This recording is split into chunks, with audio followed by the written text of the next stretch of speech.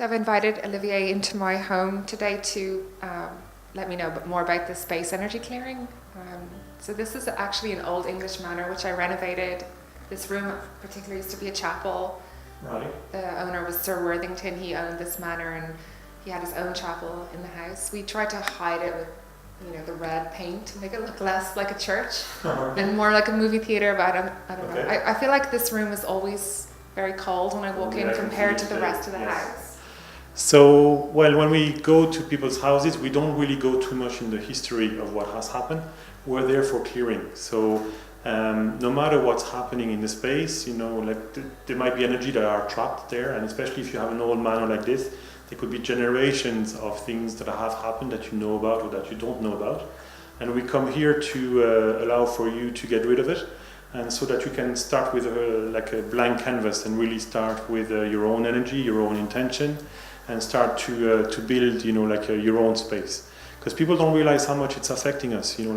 Here you perceive it as a coldness in this room, and people will tell you, well, it's technical. It's not really like that. In so many spaces that we visited, we do the ceremony, and then what happens is that the temperature balances itself. There was a place where there was gambling, and there was a lot of gambling activities. You could say ghosts still gambling in the space, and that's what was creating all the coldness in the space. So the way we approach this is that it's really in three parts. So in the first part we do some drumming. So that's more like a American Indian tradition. And this is really to lift the space up. So it's really to release whatever is trapped into the walls. And then we go into saging, and the saging kind of at the same time clears and at the same time allows for more of that kind of gathering of energy, and then in the end we do sound and we do prayers as well, and this is where we also infuse the space with your own intention.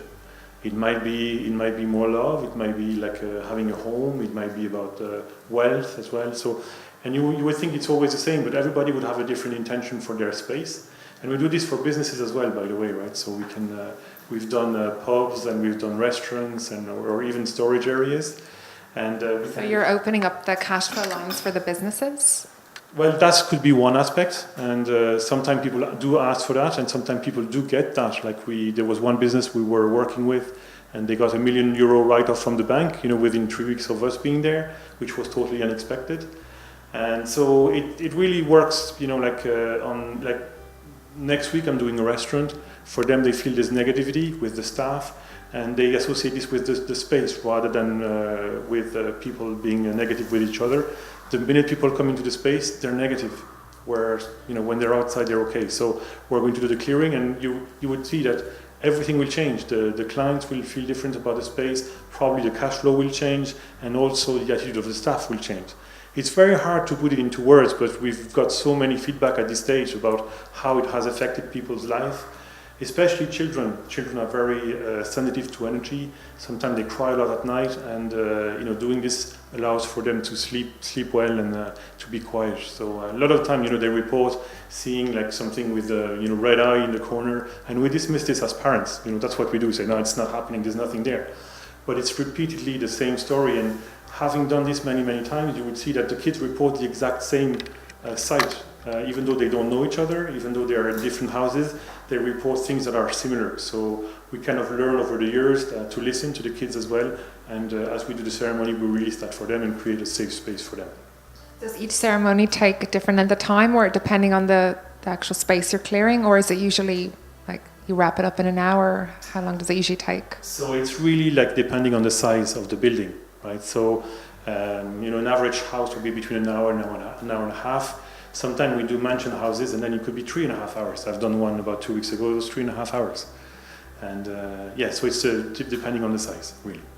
Do you think one healing or clearing is enough for a building, or do you find you may have to come back and do further clearings depending on what happens? Well, most of the time, once suffice. So to create a safe place for you to live. Now, sometimes things happen and you may have to come back. So there was one lady there, we did a clearing in the mountains because she had a lot of problem with her land. So essentially she had a ghost on the land.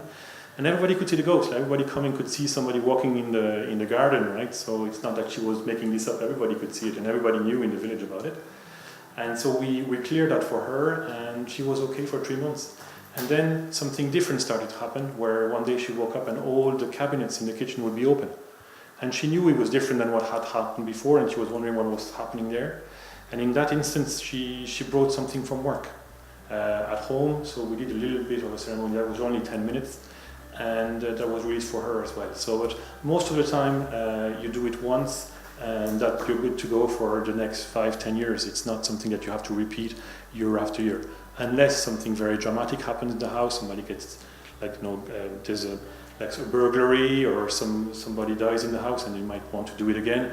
But most of the time, if you have a normal life and enjoy yourself, you shouldn't have to do it again. Do you feel like there may be a reason why this room in particular is so cold? Like, do you get any impression from standing here now? Well, it's hard to say because we're in an interview setting.